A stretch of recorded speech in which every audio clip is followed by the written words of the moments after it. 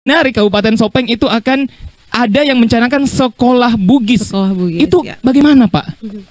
Wah, ini memang sekolah Bugis ini itu salah satu upaya kita di pemerintah daerah. Iya. Ini sebenarnya adalah upaya bentuk kerjasama kami dengan salah satu yayasan yang bergerak di pelestarian budaya dan bahasa, yakni Sulafa Apai, Sulawesi Selatan.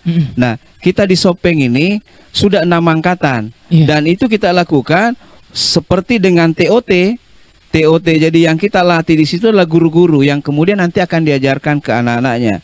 Sehingga kalau jalan-jalan sekarang ke melihat sekolah-sekolah kita di Sopeng, prinsip-prinsip yang tergantung di sekolah itu bukan hanya lagi bahasa Inggris, bukan hanya bahasa Indonesia, ada beberapa pepatah-pepatah Bugis yang kira-kira tidak kalah maknanya dengan bahasa Indonesia dan bahasa Inggris, sehingga itu salah satu upaya. Itu dari sisi bahasa. Sastranya juga seperti itu. Masuk juga sastranya, Masuk Pak. juga, sehingga kita latih anak-anak bagaimana membaca puisi, bagaimana menciptakan baca cipta puisi berbahasa Bugis. Bukan hanya sastra, adat istiadat di sana juga kita coba lestarikan melalui sekolah Bugis itu. Jadi sekolah Bugis di sini dia menjadi salah satu pusat pengembangan dan pemertahanan budaya Bugis.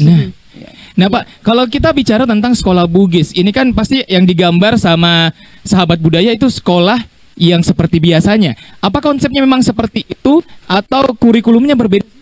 Wah, memang kadang-kadang orang luar pasti pertanyaannya seperti itu. Iya, betul. Dia tentang sekolah. Iya. Dia berpikir wah sekolah itu harus ada pagar, ada gedung, ada. Betul. Kami di sekolah Bugis tidak seperti itu. Karena sekolah ini adalah sekolah non formal. Ada memang kurikulumnya, tapi kurikulumnya adalah kurikulum non formal. Jadi kita punya konsep. Jadi setiap pembelajaran itu akan berlangsung pelatihannya selama 85 jam pelajaran seluruhnya, dan dia berlangsung bisa di luar, bisa di mana saja kita lakukan.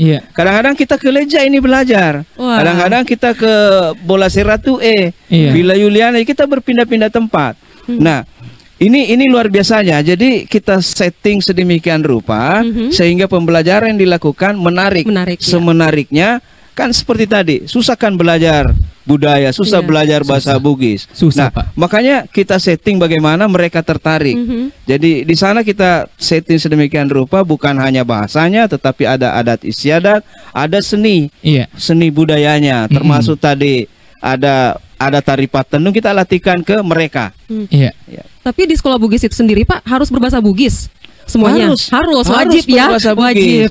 Malah dengan adanya sekolah Bugis ini, alhamdulillah MC itu master seremoni terutama di acara-acara adat, pesta pernikahan, hampir rata-rata sudah berbahasa Bugis di awalnya. Berarti kita harus belajar malah biar dapat jauh sampai ke sini.